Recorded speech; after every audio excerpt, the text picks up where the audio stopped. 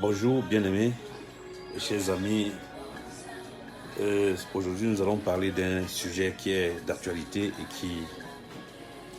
qui mérite qu'on en parle. Est-ce qu'un chrétien né de nouveau doit-il se mêler de la politique? Si oui, comment? Est-ce qu'un chrétien né de nouveau doit-il se mêler de la politique? Si oui, comment?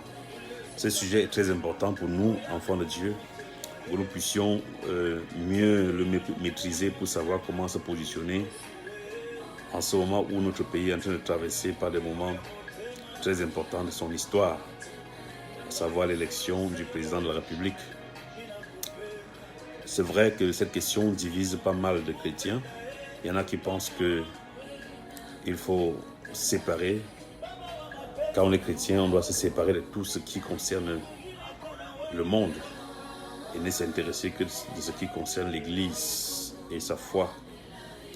Mais personnellement, au regard de la parole de Dieu, je trouve que c'est une aberration. Parce qu'un chrétien, de par même sa vocation, devrait s'intéresser à la politique. Il devrait même se mêler de la politique. Nous verrons ensemble pourquoi. Si vous êtes connecté, vous pouvez écrire, échanger avec moi pendant ce moment. Et ceux-mêmes qui vont se connecter après pourront faire des commentaires et donner leur position. En fait, je voudrais que d'entrée de jeu, que nous puissions lire un passage dans la Bible où Jésus faisait sa dernière prière afin de retourner au ciel. Dans Jean chapitre 17, à partir du verset 15, « Je ne te prie pas de les ôter du monde, mais de les préserver du mal. Ils ne sont pas du monde, comme moi je ne suis pas du monde. » En fait, c'est Jésus qui prie le Père pour ses disciples qui devaient rester sur la terre. Il demande au Père, il dit ceci: « Je ne prie pas pour que tu les ôtes du monde, mais que tu les préserves du mal. Ils ne sont pas du monde, mais ils sont dans le monde. » Et quelque part, quand Jésus dit à son disciple qu'il faut remettre à César ce qui est à César et à Dieu ce qui est à Dieu, certains ont utilisé ce passage pour dire qu'il faut laisser la politique aux politiciens et l'Église aux chrétiens, ce qui est fou. Le fondement de la vie chrétienne, c'est l'amour. La Bible dit dans Jean chapitre 3, verset 16, « Car Dieu a tant aimé le monde qu'il a donné son Fils unique, afin que quiconque croit en lui ne périsse point, mais qu'il ait la vie éternelle. » Dieu était au ciel et les hommes étaient sur la terre avec leur vaine manière de vivre. Dieu pouvait se dire, pour moi quoi, cela ne m'intéresse pas, puisqu'ils ont choisi leur voie, je les laisse là-bas. Mais il ne l'a pas fait, il a laissé, malgré la condition de l'homme qui était rebelle à lui, il a donné son Fils qui est venu sur la terre afin de communiquer la parole de Dieu pour que les hommes soient sauvés. Et quand Jésus part, remonte au ciel, dans Matthieu chapitre 28, dit « Tout pouvoir m'a été donné dans le ciel et sur la terre, allez par tout le monde entier et faites de toutes les nations les disciples. » Il s'agit là d'une activité qui doit se dérouler dans le monde, dans la société. Et si nous partons d'une autre considération, Dieu a créé l'homme comme un être social, c'est-à-dire que l'homme a besoin de vivre en société afin de faire valoir son potentiel, afin de faire valoir sa foi même, afin de pouvoir mesurer même son degré de perfection, son degré d'obéissance à Dieu. Donc l'homme est un être social, l'homme ne peut pas vivre en vase clos. Une fois qu'on est sauvé, Jésus nous envoie dans le monde pour faire d'autres hommes, des enfants et des disciples de Dieu, de Christ. Voilà pourquoi est-ce que le chrétien doit faire de la politique. Pour commencer, la politique, pour faire une définition simple de la politique, c'est l'art de gérer la cité. C'est-à-dire que c'est le fait de gérer le bien commun. Voilà. Donc si nous voyons la politique comme l'art de gérer le bien commun, il n'y a pas de problème à ce qu'un enfant de Dieu s'engage en politique, puisque le règne de Dieu sur la terre se manifeste par la justice, doit se manifester par la justice, par l'équité, par le respect d'autrui, par l'amour du prochain. C'est ce qui est la base de la foi chrétienne, comme je disais tantôt, puisque la foi chrétienne est basée sur l'amour.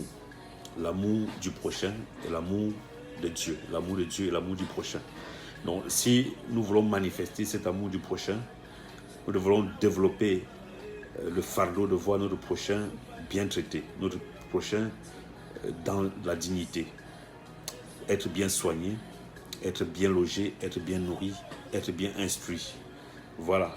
Donc, et voilà autant de choses que pour mieux le faire, il faut se positionner à un niveau où nous pouvons influencer le processus de gestion de la chose commune, de la chose publique, qui n'est rien d'autre que la politique. Donc, par ailleurs, ce qu'il faut comprendre, c'est que nous devons éviter de faire la politique comme les gens de ce monde, parce que les gens de ce monde font la politique dans sa définition comme étant la quête acharnée du pouvoir. Donc la politique comme étant la quête acharnée du pouvoir ne doit pas être l'objectif d'un chrétien. Un chrétien, lorsqu'il s'engage en politique, doit avoir deux objectifs principaux. Le premier objectif doit être premièrement de dénoncer les dérives de ceux qui gouvernent. Parce que quand ceux qui gouvernent se prennent des voies qui ne glorifient plus Dieu, notre engagement politique doit nous amener à dire la vérité, à dire la justice, à dénoncer ces dérives, afin que les hommes comprennent qu'ils sont dans l'égarement. C'est aussi notre façon de prêcher la parole de Dieu. Parce que lorsque les hommes seront en train de s'égarer, fut-il des gouvernants, en tant que chrétiens, en tant que sentinelles, comme la Bible parle dans Ézéchiel, nous devons avertir que, attention, vous êtes en train de partir à la dérive, c'est pas comme ça que Dieu a voulu que les hommes vivent en société. Donc ça, c'est le premier angle sur lequel le chrétien doit s'engager en politique, c'est-à-dire lorsque les choses ne vont plus dans la gestion de la nation, nous devons monter sur la tribune et crier haut et fort et dénoncer les dérives de ceux qui sont au pouvoir. Voilà. Ça, c'est la politique d'opinion, influencer sur l'opinion publique. Par exemple, cela ne fait pas très longtemps, on a dénoncé sur les réseaux sociaux et dans les médias le programme scolaire de la classe de 5e en ce qui concerne la science, où des choses à la limite immorales sont en train d'être enseignées à nos enfants avec des méthodes qui ne glorifient pas toujours le Seigneur. Donc, en tant que chrétiens, nous nous sommes levés et nous avons dénoncé cela haut et fort. C'est une forme d'engagement politique. Bon, à côté de ça, nous devons comprendre qu'un chrétien, c'est un citoyen. Et en tant que citoyen, nous devons participer au choix de ceux qui vont nous gouverner. Nous devons même être des acteurs de gouvernement, parce que qui d'autre pour mieux gérer la chose commune que quelqu'un qui porte en lui la justice, la vérité. En ce sens, le chrétien doit pouvoir s'engager dans le processus du choix de ceux qui vont diriger la vie publique, la vie sociale du pays. Donc le chrétien peut, à mon avis, non seulement doit choisir, doit contribuer au choix de ceux qui vont gouverner, mais peut et doit même, en fonction des capacités que Dieu a données aux uns aux autres, être même candidat, se porter garant pour être de ceux-là qui vont prendre des décisions de la vie politique, de la vie sociale de notre pays. Pour faire très court, un chrétien peut briguer tous les postes politiques jusqu'au poste même du président de la République, pourquoi pas. Imaginez-vous quelqu'un qui a en lui la vérité, la justice, qui émane de sa foi, être président de la République. Il sera une position qui lui permet d'influencer toute la politique nationale, les comportements, les attitudes, les croyances. Et ce sera une opportunité en or même pour faire que le règne de Dieu descende et que les hommes apprennent à vivre en craignant Dieu. Nous avons des exemples dans la Bible où Dieu a suscité des hommes qui le craignaient et ces hommes ont influencé la vie politique de leur nation. Nous avons l'exemple de Daniel en Babylone.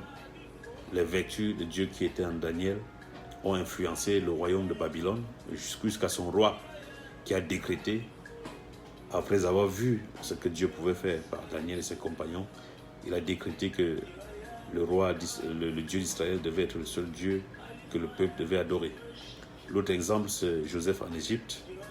Nous avons vu comment Dieu l'a utilisé pour redresser l'économie égyptienne qui était en passe de traverser une crise économique sans pareil. Donc Dieu aussi peut utiliser ses enfants pour apporter le réveil dans toute une nation sans forcément passer par l'Église, par les prophètes, les pasteurs, les évangélistes. Donc le réveil peut aussi prendre place en passant par des enfants de Dieu engagés politiquement pour pouvoir influencer la vie de la nation avec les vertus de la foi chrétienne. Donc voilà pour ce qui me concerne ma position par rapport à l'engagement du chrétien. Donc je rappelle que le chrétien, lorsqu'il s'engage en politique, c'est dans un souci d'influencer la gestion de la chose publique, à ce que cette gestion se passe dans la justice, dans l'équité, dans la transparence, pour le bien-être de tous et de chacun. Donc c'est appliquer le commandement qui dit « Tu aimeras ton prochain comme toi-même ». Voilà. Donc c'est un peu dans ce sens que le chrétien doit s'engager en politique. Il ne doit pas engager en politique pour des intérêts égoïstes ou alors pour la quête acharnée du pouvoir. Donc le plus important ici, c'est le pourquoi est-ce que je m'engage en politique. Si c'est pour que le règne de Dieu soit établi dans mon pays, si c'est pour que la volonté de Dieu soit établie dans mon pays, si c'est pour que les hommes craignent Dieu, si c'est pour que les hommes apprennent à vivre dans la décence, dans la morale, dans l'éthique, si c'est pour que les maux qui minent la société tels que la corruption, le tribalisme, etc. soient bannis de la société, c'est une bonne cause. Mais si c'est pour faire valoir nos intérêts égoïstes, nous risquerons passer à côté du but. Donc pour nous, la politique doit être un moyen et non une fin. Donc pour le chrétien, la politique est un moyen pour faire valoir le règne de Dieu dans la nation et non une fin en soi. Donc ce n'est qu'un moyen. Donc c'est un peu ça. Donc j'attends vos contributions. Vous pouvez écrire en commentaire ce que vous pensez de l'engagement chrétien politique.